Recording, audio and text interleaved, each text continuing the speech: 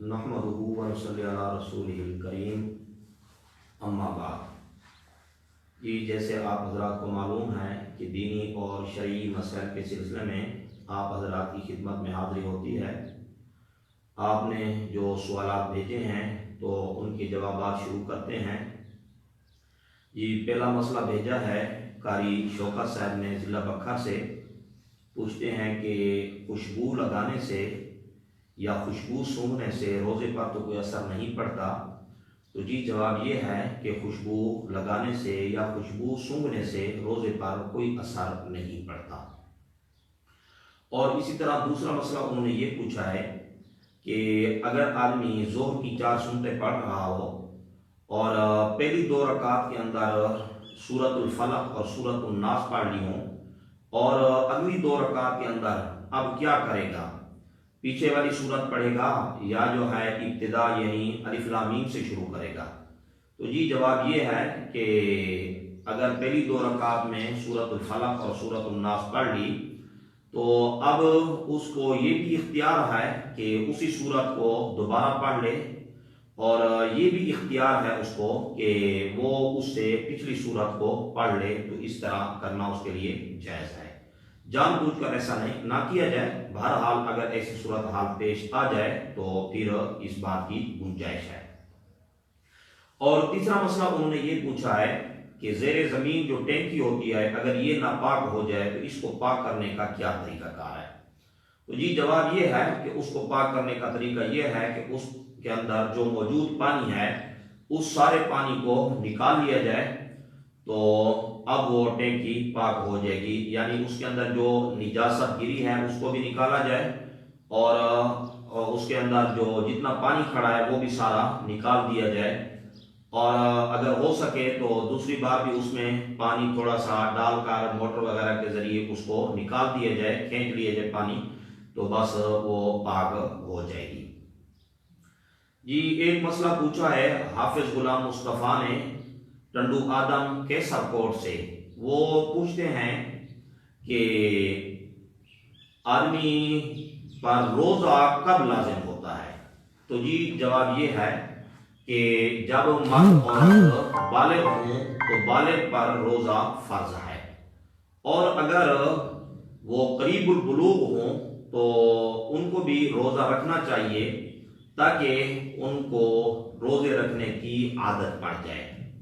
جی دوسرا مسئلہ انہوں نے یہ پوچھا ہے کہ روزے کی حالت میں مسواک کرنا کیسا ہے؟ تو جی جواب یہ ہے کہ روزے کی حالت میں مسواک کرنا درست ہے، وہ مسواک جو ہے تر ہو یا جو ہے وہ مسواک خشک ہو، اور اسی طرح وہ مسواک جو ہے پہلے وقت میں کرے یا پچھلے وقت میں کرے، بہرحال مسواک کرنا جائز اور درست ہے، اس میں کسی قسم کی کوئی ممانعت نہیں ہے۔ البتہ امام شافعی رحمہ اللہ کے ہاں جو ہے مسواک نہیں کرنا چاہیے، اور خصوصاً جو ہے پچھلے ٹائم میں، تو بہرحال ہمارے نزدیک مسواک کرنا جو ہے درست ہے، اس میں کسی قسم کی کوئی ممانعت نہیں ہے۔ جی ایک مسئلہ پوچھا ہے بھائی شہزاد صاحب نے سہوال سے، کہتے ہیں کہ چوٹ وغیرہ لگنے کی وجہ سے خون نکل آئے تو روزے پر تو کوئی اثر نہیں پڑتا؟ تو جی جواب یہ ہے کہ چوٹ لگنے کی وجہ سے خون تھوڑا نکلے یا زیادہ نکلے روزے پر کوئی اثر نہیں پڑتا۔ ہاں البتہ یہ وضو کے بارے میں مسئلہ ہے کہ اگر اس قدر جسم سے خون نکلے کہ وہ اپنی جگہ سے نکل کر بہہ پڑے تو اس صورت میں وضو ٹوٹ جائے گا۔ اگر صرف خون اپنی جگہ میں ظاہر ہوا ہے اور خون نکلا نہیں ہے تو پھر اس صورت میں اس کا وضو بھی نہیں ٹوٹے گا۔ جی اسی طرح ایک مسئلہ پوچھا ہے بھائی عبد الرؤوف صاحب نے ضلع ملتان سے، وہ پوچھتے ہیں کہ جی میاں بیوی کی آپس میں جو ملابت ہوتی ہے بوس و کنار ہوتا ہے، تو اس صورت میں جو عضو مخصوص سے مزی وغیرہ خارج ہوتی ہے پھر وہ خشک ہو جائے تو ایسے کپڑے میں نماز پڑھنا درست ہے یا نہیں ہے؟ تو جی جواب یہ ہے کہ آدمی کے عضو مخصوص سے جو پانی خارج ہوتے ہیں، خواہ وہ منی کی صورت میں ہو یا مزی کی صورت میں ہو یا ودی کی صورت میں ہو یا پیشاب کی صورت میں ہو، تو ان تمام سے وضو ٹوٹ جاتا ہے۔ اور اگر کپڑے پر یہ پانی لگے تو کپڑا بھی ناپاک ہو جاتا ہے، اس کا پاک کرنا ضروری ہے۔ خشک ہو جانے کی وجہ سے وہ پاک نہیں ہو جائے گا جب تک کہ اس کو اچھی طرح سے دھو نہ لیا جائے۔ جب اچھی طرح دھو لیا جائے تو پھر اس کے اندر نماز پڑھنا درست ہوگا۔ ہاں البتہ اگر منی کا خروج ہو تو اس صورت میں آدمی پر غسل واجب ہوتا ہے، اور اگر مزی اور ودی کا خروج ہو یا چھوٹے پیشاب کا خروج ہو تو اس صورت میں غسل تو لازم نہیں ہوتا، البتہ آدمی کا وضو ٹوٹ جاتا ہے، اس میں وضو کرنا ضروری ہوتا ہے، آدمی اس سے بے وضو ہو جاتا ہے۔ جی اسی طرح ایک مسئلہ یہ پوچھا گیا ہے، حافظ غلام مصطفیٰ نے ٹنڈو آدم سے یہ مسئلہ بھی پوچھا ہے کہ یہ بتائیں کہ اگر کپڑے کے ناپاک ہونے کا شبہ ہو تو پھر اس پر اگر گیلا ہاتھ پھیر دیا جائے تو وہ پاک ہو جائے گا؟ تو جی جواب یہ ہے کہ گیلا ہاتھ پھیرنے کی وجہ سے کپڑا پاک نہیں ہوتا۔ ہاں یہ کہ اگر کہیں پانی نہ ہو اور آدمی وہاں تیمم کر کے نماز پڑھ رہا ہو اور کپڑا بھی ناپاک ہو، تو پھر اگر کپڑا کوئی پاک کپڑا بھی موجود نہیں ہے، پانی بھی نہیں ہے کہ اس کو دھو لیا جائے، اب اگر یہ کپڑا اتارتا ہے تو ننگے ہو کر نماز پڑھنی پڑتی ہے، تو اب اس کو جو ہے اختیار ہے کہ یہ اسی کپڑے کے اندر نماز پڑھ لے تو اس کی نماز درست اور جائز ہو جائے گی۔ باقی یہ بات ذہن میں رہے کہ ایک ہے شک، تو جہاں ایک بات کا یقین ہو اس کے مقابلے میں شک آ جائے تو شک کا کوئی اعتبار نہیں ہوتا۔ جیسے کہ ایک ضابطہ بھی ہے کہ الیقین لا یزول بالشک، کہ یقین جو ہے یہ شک کی وجہ سے ختم نہیں ہوتا، زائل نہیں ہوتا۔ مثلا ایک آدمی کا باوضو ہونا یقینی تھا، اب اس کو درمیان میں شک ہو گیا کہ میرا وضو ہے یا نہیں ہے، بہرحال اس کا وضو کی ابتدا یقینی تھا تو اب اس کا وضو ہی سمجھا جائے گا، شک کی وجہ سے یہ یقین ختم نہیں ہوگا۔ جی ایک مسئلہ جو ہے ہمارے محترم ہیں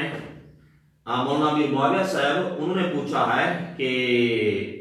اگر بواسیر کا مریض جو ہے وہ کوئی دوائی یا تیل وغیرہ استعمال کرتا ہے، اپنے بواسیر کے مسوں پر لگاتا ہے، تو اس سے روزے پر کوئی اثر پڑتا ہے یا نہیں پڑتا؟ تو جی جواب یہ ہے کہ اگر دوائی یا تیل لگانے کی وجہ سے معدہ اس کو جذب کر لے، یعنی معدے کے اندر اس کا اثر پہنچ جائے، یا جو ہے اس قدر دوائی وغیرہ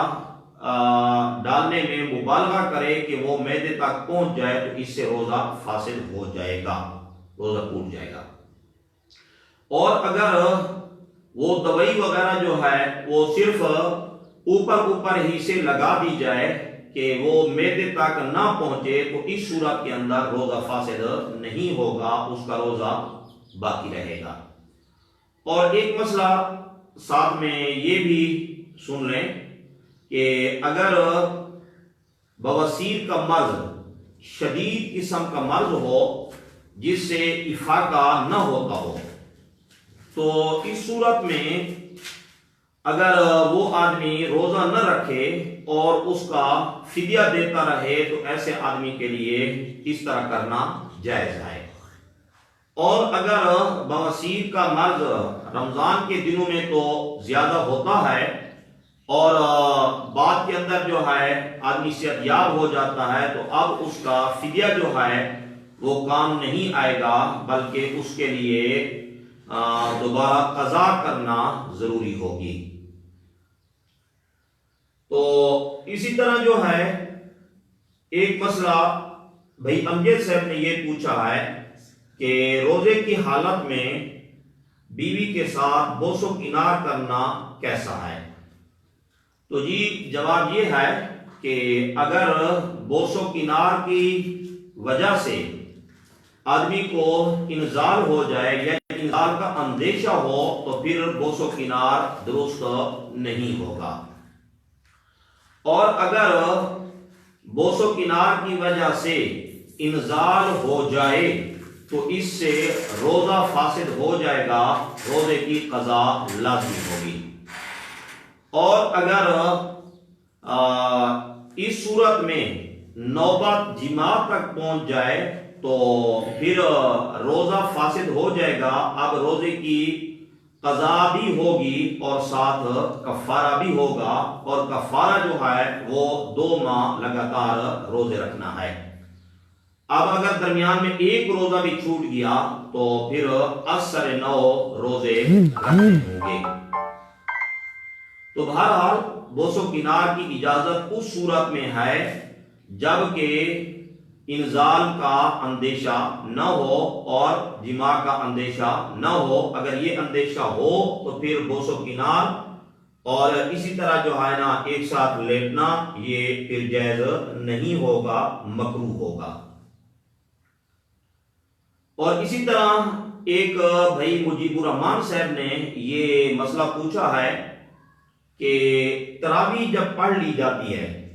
تو تراویح کے بعد دعا کرنی چاہیے یا بالکل آخر میں دعا کرنی چاہیے؟ تو جی جواب یہ ہے کہ بہتر طریقہ تو یہ ہے کہ جب تراویح پڑھ لی جائے اور وتر بھی پڑھ لیے جائیں، آخر میں 5 منٹ کا 10 ہونا چاہیے، اس کے اندر 10 دے کر آخر میں دعا کرنی چاہیے، تو اب یہ معاملہ درست ہوگا۔ اور اگر تراویح کے بعد دعا کر لی جائے تو اس کی بھی گنجائش ہے، البتہ آخر کے اندر دعا جو ہے نہ کی جائے۔ آخر کے اندر وہ دعا جو ہے مقتدی انتظار میں بیٹھے رہیں نوافل پڑھ کر کہ آخر میں دعا کریں گے، تو یہ پھر